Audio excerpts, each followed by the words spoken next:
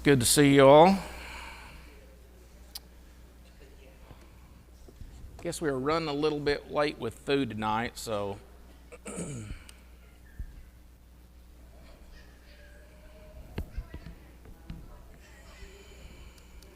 wake up.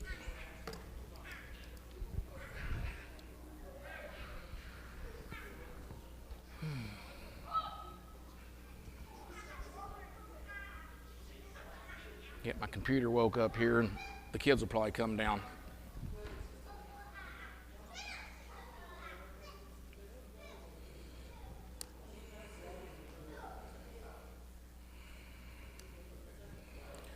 All right, well, like last week, we were talking about what we were going to be doing the next few weeks was great events of the Bible. So I thought this first one, what I might do would be great events of the Bible of Daniel, and kind of do a timeline, do a glimpse, look at some of the visions, and I'll have to have Landon advancing my slides in the back and stuff like that. So anyway,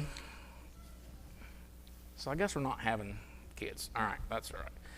So I thought we'd take a look at the great event of Daniel, basically the dreams and visions of Nebuchadnezzar and Daniel's dreams, and how predictive that was as far as what that means for history and the church. And so there's a lot going on in the book of Daniel. It seems confusing, but it's really not. Daniel pretty much answers all of our questions for us about the vision. And I'll just have to say, this is a slideshow I put together today using a Copilot in PowerPoint, and I fed it all the information I want, so it actually came up with this slide, and I thought, ooh, that's pretty cool. Maybe I should do that more often. I hate PowerPoint because things go wrong. So anyway, we're going to look at Daniel and his vision, and look at some of the important things about Daniel. And when we think about the book of Daniel, it definitely has a theme, and that theme is God rules the nations. In Daniel chapter 4, verse, I believe it's 17, it says, "This is the decision by the decree of the watchers, and the sentence by the word of the holy ones, in order that the living may know that the Most High rules in the kingdom of men, gives it to whomever he will, and sets it over the lowest of men." So all the events of history that have unfolded have been according to what God wants and what God expected. We're gonna look at Daniel, and then we're gonna kind of like do a 30,000-foot view. Are you guys done with? I don't know if we're gonna do tea time since you guys were so late. So is that okay? Yeah. So we've got the two basics in Daniel. There's chapter 2, chapter 7, and chapter 8 of the visions of what Nebuchadnezzar saw, Daniel's visions, and the visions that overlaid. And so in that vision in Daniel chapter 2, Nebuchadnezzar has a dream. And if you remember that dream, he was so troubled by that he called his magicians and the satraps and said, "Tell me the vision." And he says, "No, you have to tell us the vision, right?" And so in Daniel chapter 2, verse 10, the Chaldeans, they answer the king and says, "There is not a man on earth who can tell the king's matters. Therefore, no king, lord, or ruler has ever asked such things of any magician, astrologer, or Chaldean," which, these guys are magicians, and they're basically saying that we don't know what we're doing, right? So they're wanting some information from Nebuchadnezzar so they can play off of what he says. That's basically what it is. They have no idea, and they say there's not a man that can answer these questions. And so in Daniel chapter 2, Daniel's called in. He basically talks to the king, and they have this answer of the vision. And in chapter 2, verse 28, it says, "But there is a God in heaven who reveals secrets." This is Daniel talking to Nebuchadnezzar. "And he has made known to the king Nebuchadnezzar what will be in the latter days. Your dream and the vision of your head upon your bed were these. As you were, O king, thoughts came to your mind while you were on your bed about what would come to pass after this. And he who reveals secrets has made known to you what it will be. But as for me, the secret has not been revealed to me, because I have more wisdom than any other living, but for our sakes who makes known the interpretation of the king, that you may know the thoughts of your heart. You, O king, were watching, and behold, a great image, this image great, whose splendor was excellent, stood before you, and its form was awesome. The image head was of fine gold, its chest and arms of silver, its belly and its thighs of bronze, its legs of iron, its feet partly of iron and partly of clay. You watched while a stone was cut out without hands, which struck the image on its feet of iron and clay, and broke them into pieces. Then the iron and the clay and the bronze and the silver and the gold were crushed together, and became like chaff, the summer thrashing floor. The wind carried them away, and no trace of them was found. And the stone that struck the image became a great mountain and filled the whole earth." And so this is what Daniel is saying that you saw. Okay? And so over in the rest of this chapter, Daniel tells him, says verse 38, "And whenever the children men of dwell, or the beasts of the field and the birds of the heaven, he has given them into your hands and has made you ruler over them all. You are the head of gold." So Daniel says that this image you've seen of gold, you are this head of gold. And so we learn very quickly that these images are kingdoms. Okay? They're nations, they're kingdoms. And then he says in verse 30, "But after you shall rise another kingdom inferior to yours, then another, a third kingdom of bronze, which shall rule over all the earth. And the fourth kingdom shall be as iron inasmuch as breaks into pieces and shatters everything.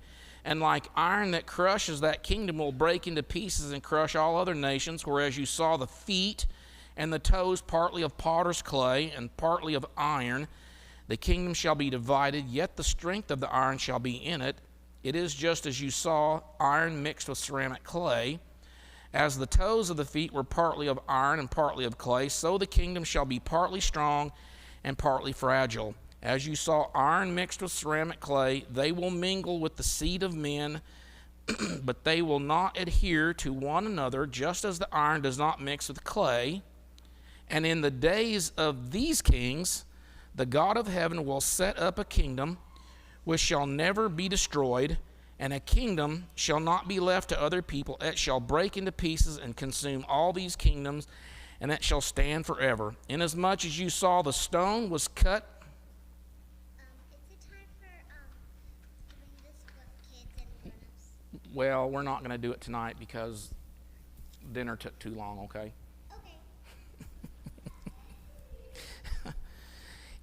Verse 45, "Inasmuch as you saw that the stone was cut out of the mountain without hands, half of it broke into the pieces of iron and bronze and clay, the silver and the gold, the great God has made known to the king what will come to pass after this. The dream is certain, and an interpretation is sure." So the only thing that we know for sure at this point is that this image that Nebuchadnezzar saw, that Daniel interpreted, is that the head of gold is the Babylonian Empire, or the Neo-Babylonian. And so in the small cut stone, the eternal kingdom, that's sounding pretty much like that's going to be the church, verses 40 through 44. And so it's going to be an eternal kingdom, and it's going to dash into pieces. And, you know, it's kind of like when I've preached before, God is eternal. These nations, when you think about Do you have any Roman neighbors? When's the last time you saw a Roman soldier? Well, you don't, because there's no such thing anymore. They're completely wiped off the face of the earth. God did that through providence and through what his plan was. So next slide, Landon, please.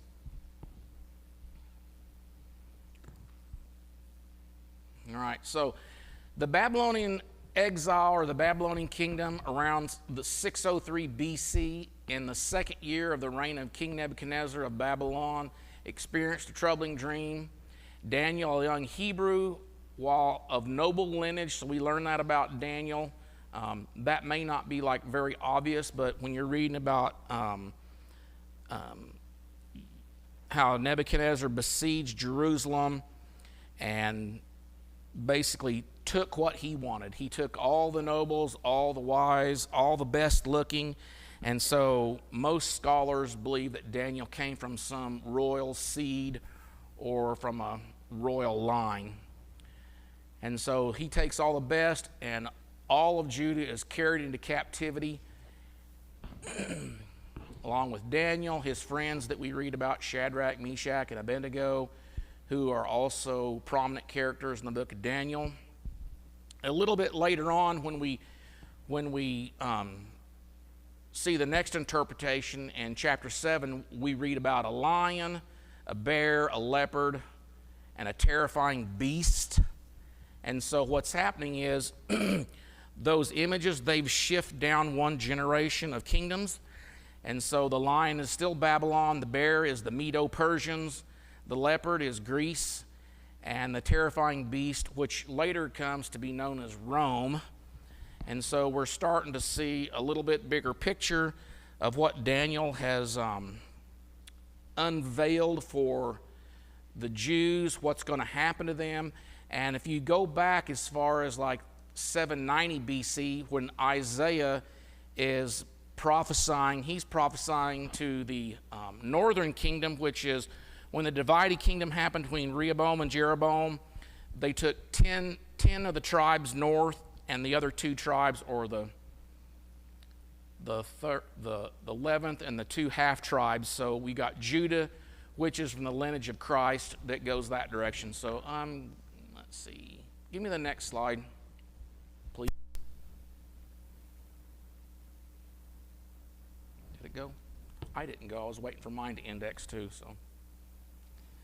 So this great statue, again, this head of gold, it's gleaming pure gold, chest and arms of silver, belly, thighs of bronze. So this is where we start to see this apocalyptic type language that's whenever I want to study the book of Revelation, I always want to cover Daniel first, because there's a lot of imagery here in Daniel. There's a lot of history that basically lays out the next 500 to 600 years and even further into the future with the feet and the iron of clay, which we'll see will eventually be the Roman Empire.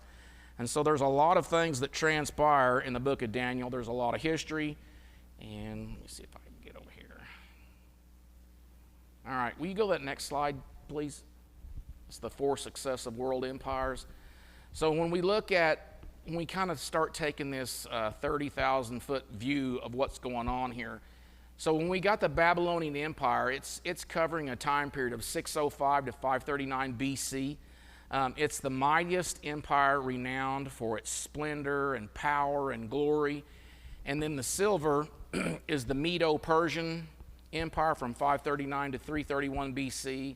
It's a vast empire of Cyrus the Great.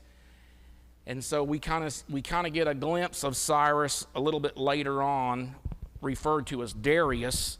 And it's a little bit confusing when you get to chapter 8, or chapter 5, when Belshazzar, the king, this is Daniel chapter 5, Belshazzar, the king, made a great feast for the thousands of his lords and drank wine in the presence of the thousands. And while he tasted the wine, Belshazzar, now Belshazzar means son of, so while he tasted the wine, Belshazzar gave a commandment to bring the gold and the silver vessels which his father Nebuchadnezzar had taken from the temple. And this is you can see this in 2 Kings chapter 24, and if you go over to 2 Kings chapter 24, we start to see how some of this starts to connect, and a lot of the difficulty with the Old Testament is getting a picture of, how in the world do all these books and prophets all fit together. And so in 2 Kings 24, we get a glimpse of who the king was, who the king of Judah was at that time. Let me get over there. It's Jehoiakim. He's the 18th king of the southern kings, which not all the kings of the south did right in God's view, but a lot of them did good, a lot of them did right. It's the only legitimate kingdom. The northern kingdom is, none of those guys were good. Every one of them were wicked and evil. They set up their own priesthood, their own priests that were not of the Levitical line at all, and I think every one of those northern kings did evil in the sight of God. Well, in 2 Kings 24, we see, in the days when Nebuchadnezzar, king of Babylon, came upon Jehoiakim, he became a vassal. Now, that vassal is basically, he is under the control of the Babylonian kingdom. He's basically doing exactly what Nebuchadnezzar wants. And what happened was, after a while, after 3 years, he turned and rebelled against him. And that's basically what happened.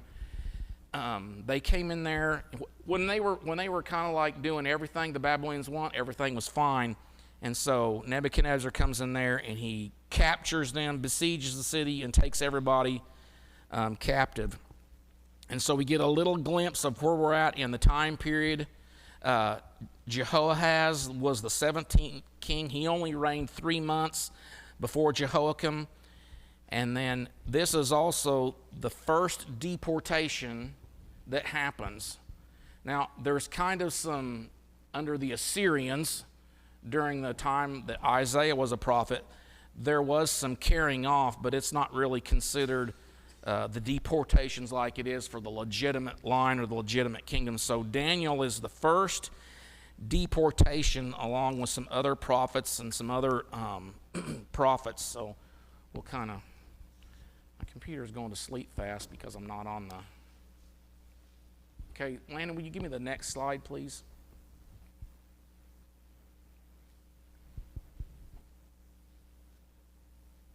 All right. So we've got a lot going on here about Babylonian Empire. Go ahead and give me the next one. All right. So we see during the book of Daniel, the Medo-Persians are the ones that come in. And so in chapter 5, we start to see this unraveling. And it's really interesting. Belshazzar, which is either the son or the grandson. There's a little bit of argument among theologians about which Babylonian son this is. So to me, it's not really that big a deal because it's part of what God's plan is.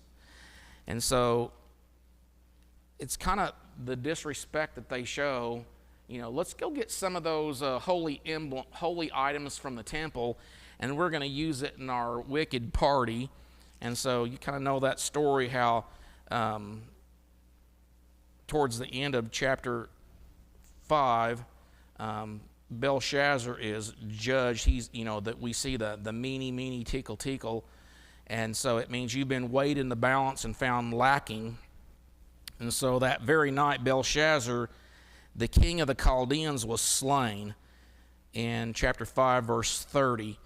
So it just goes to show you how wicked and evil the Babylonians had become.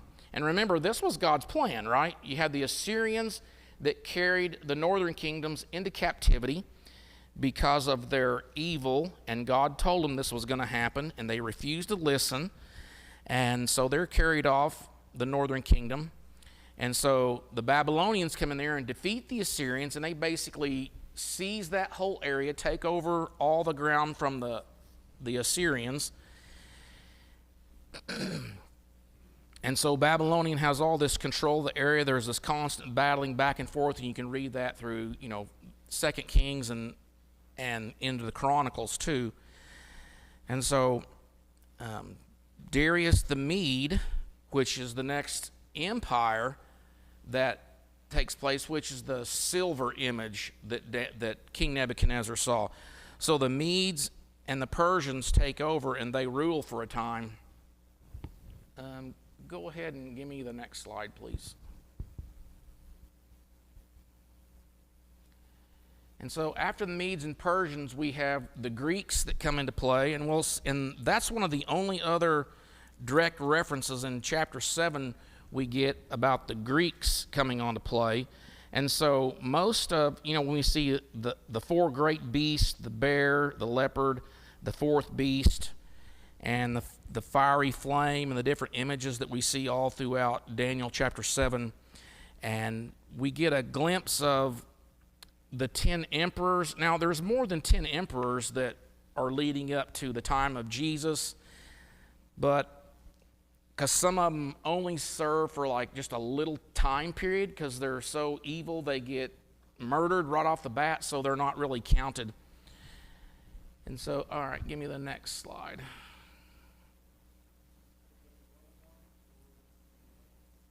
Did I? Yeah. Oh, that's why I missed it. That had that combined, the Greek Empire. Can you go back to?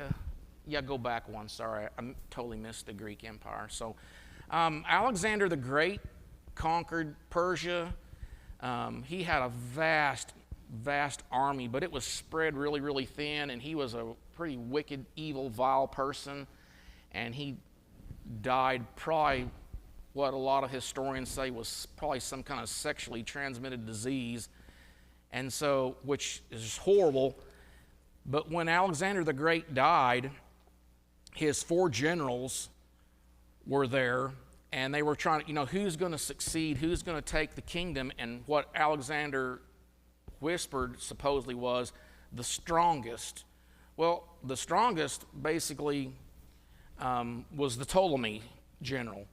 And so, but there was 4 generals, were the Ptolemies, the Seleucids, Lysicamus, and Cassander, and those 4 guys, and this is the big view of this, the Ptolemies and the Seleucids, they're the great, what's called the great gens, or the great generations, that really is where the Roman Empire developed from and came from. So we'll kind of back up just a little bit here. So when we look at Daniel, it's mainly a historical narrative about what's going to happen. So Daniel interprets other dreams. And so we have in the first part, chapter 1 through 3, 4, 5, we have Nebuchadnezzar, Babylonian, Belshazzar, either the son or the grandson, and then Darius the Mede. And then after that, we kind of like backtrack a little bit. So it's like Daniel's not really chronologically written. It's kind of topically written a little bit. So we talk about Belshazzar again, and then Darius and Cyrus. And so when we look at this big view of Daniel, well, so what comes to mind? Well, we got a lot of other prophets that are basically contemporary with Daniel. One, you got Jeremiah. Jeremiah was contemporary with Daniel. Ezekiel. So Daniel and Ezekiel basically get caught up in that first exile where they get carried away. So that, I'm sorry. So you got Jeremiah, the prophet Jeremiah, from about 627 to 574 BC. And you got Jehoiakim, that fits into like 609 to 597, and then Jehoiachin, and then Zedekiah. And you can read about those in the Kings and the Chronicles. And then you got Ezekiel, which is contemporary because, like I said, he got caught up into that first captivity. So he's in the Babylonian land with Daniel. So Ezekiel is like preaching to the common folk that got carried into captivity. Now I say common folk, they don't carry the poor people into captivity. They leave them. Those are the people that are left in the land that's basically burned up, destroyed. And so that was part of ancient rule. When you go in and conquer an area, you deport all the people of that nation and carry them into you carry all the best and the brightest over to your nation, and then you send people over there to occupy that territory.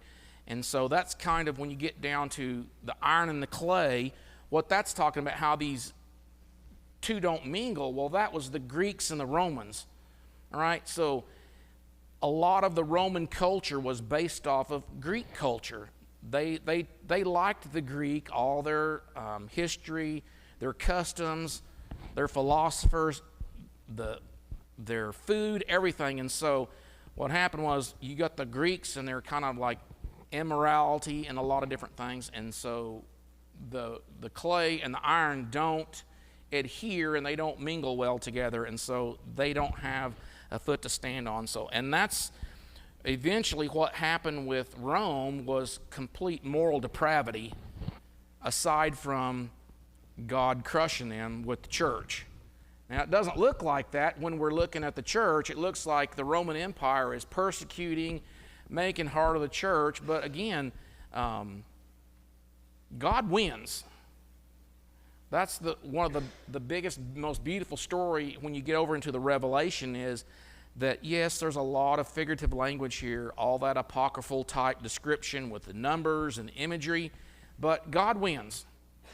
No matter if we do have trouble interpreting, I think when you study Daniel, it kind of helps you understand Revelation a little bit better, but it is hard and it is confusing.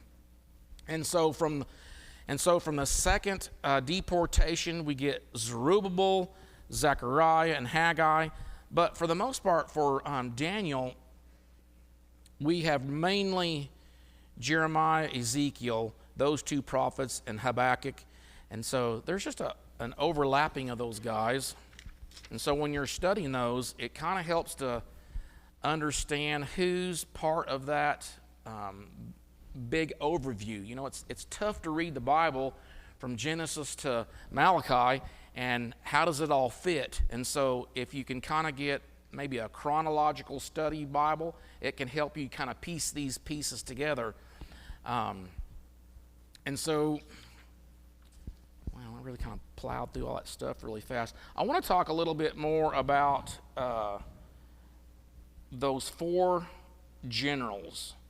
Ptolemy the First, when after Alexander's death, he kind of established the Ptolemaic dynasty, which lasted for about 300 years, making Egypt a Hellenistic cultural center.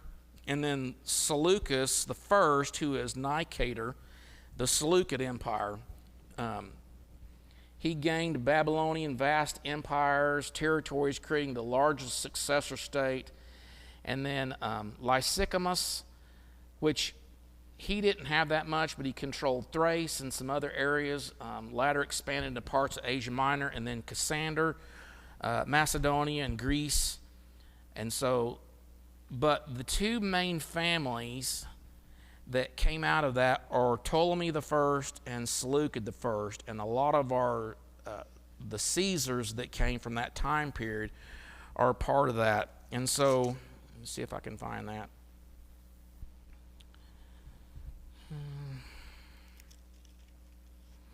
So in chapter 7, starting about verse 17, it says, "Those great beasts which are the four kings which arise out of the earth." And so those four kings that they're talking about here are the four kings that came from Alexander the Great, where it talks about the ram with the horn that breaks off, and then out of that arise four more horns, and those are those four generals, or at least that's how most scholars view that.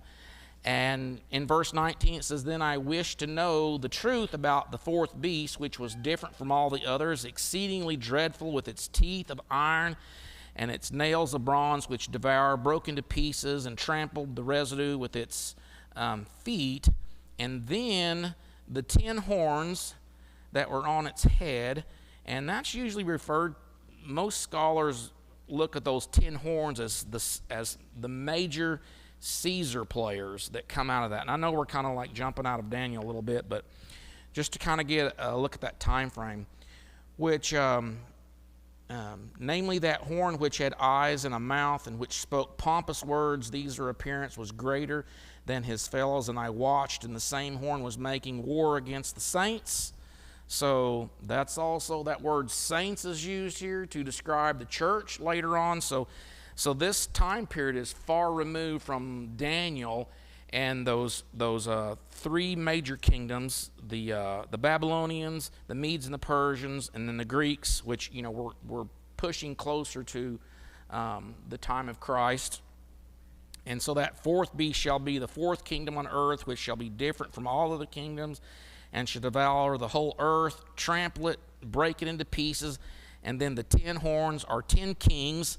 So again, these are nations, the Caesars, most of those that are referred to who shall arise from those kingdoms. Another shall rise, and another after them, and he shall be different from the first ones, and shall subdue 3 kings. And they basically, all these Caesars, they start betraying each other. There's no consistency, there's no harmony, and that's part of some of the problems that happens with the Roman Empire.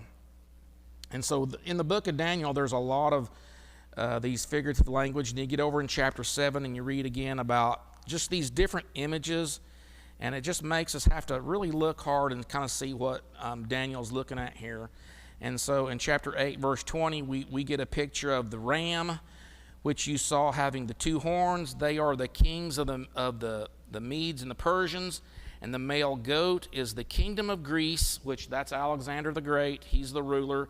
And the large horn, which was between his eyes, this is the first king, and as it's broken, the 4 that stood up in its place. So those are also those kingdoms. That's the Ptolemies, the Seleucids, and the other 2, which are really not that prominent. But the Ptolemies and the Seleucids, those are the families that rise up for the Roman Empire. And I guess this, in a lot of ways, this is probably really boring, but when you look at Daniel and you think about Daniel's time period, you're looking at Daniel, and it is 606 to 536 BC. These images that Nebuchadnezzar, Daniel, Belshazzar, all these guys saw, is God gave them a vision of the future. And if you remember before Nebuchadnezzar, when he had another vision, and it's basically 12 months later, he's in that pompous state, and he goes, look at my kingdom that I've created. And Daniel said, before this happens, maybe you should repent and turn to God. Well, he didn't, and 12 months later, he found himself eating grass and growing feathers, and somehow in that animalistic state, he kind of repents and comes to his senses, right? And that's when we come and we see his either his son or grandson kind of take that into that. So there's a whole list of Seleucids and Ptolemies that make up a lot of the different generations. So Seleucus the first, or Nicator, that you might see him in history, 312 to 280 BC, and then Antiochus, and these are all descendants of Seleucid that all go all the way down to the 1st century BC, and then the Roman Empire is pretty much established. It's a lot stronger before the time of Christ because it's already getting weaker, but then they kind of rally, and we get like Trajan, we got Nero, Trajan, Domitian, and these guys are like super, super wicked after the resurrection. And usually in the book of Revelation, these are the Caesars that are kind of the view that's who these guys are. Like Nero, he was the one that really started the really wickedness with the Christians. I mean, he was really evil. He wanted to rebuild Rome, and basically he set Rome on fire and blamed it on the Jews. He would have garden parties. They're basically their love feast, and where they would like overeat, and just that's where we really get that term like gluttony. They would have these big feasts, and they would eat and eat and eat and eat, and they'd go in another room and they'd throw up, and they could go back and eat and eat and eat and eat. And it was a very horrible, immoral picture, and that's a lot of. He was very evil, and when he was having these parties, he would take Christians and put them on pikes and set them on fire to light his garden.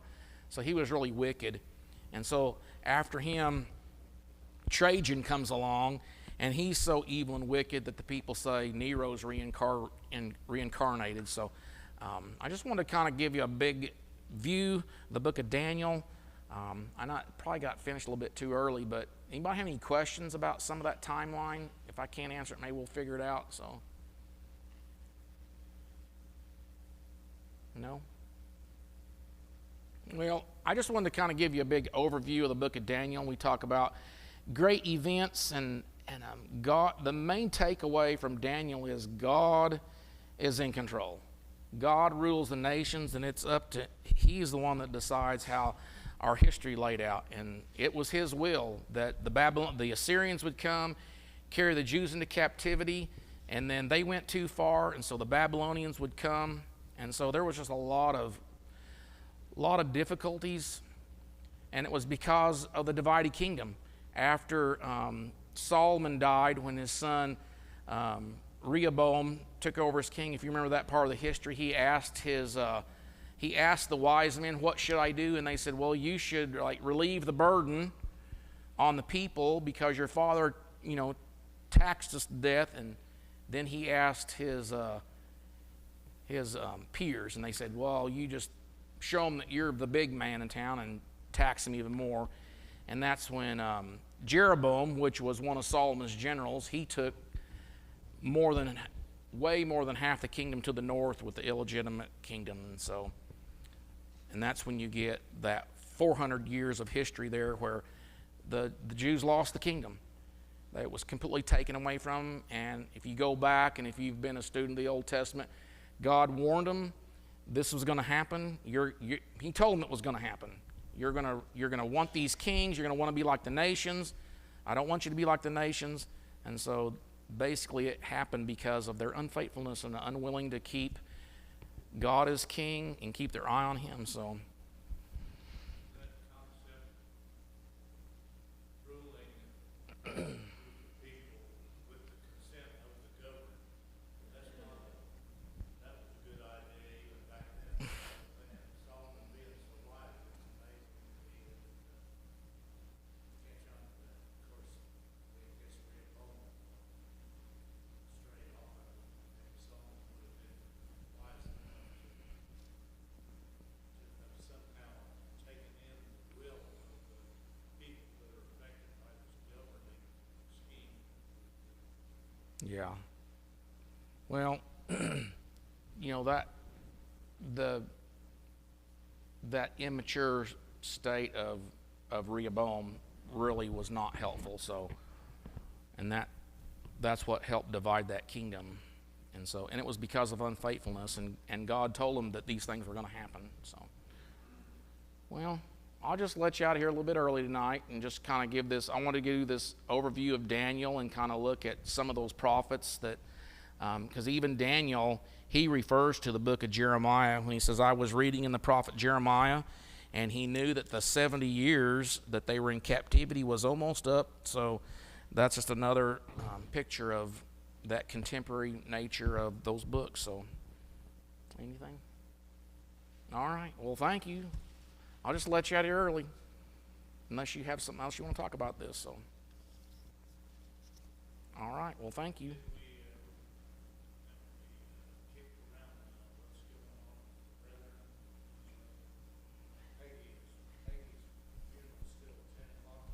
Yep. Yeah. Funeral at 10 o'clock, and then after that, graveside, then family dinner like 11:30 to 12. So they're going to have like 50 family members at least or something like that. So, I know someone else told me today it might be 75, but that's not what Scott told me. So Lanny will be doing the service. I'm going to do the song leading. So it will be? Okay.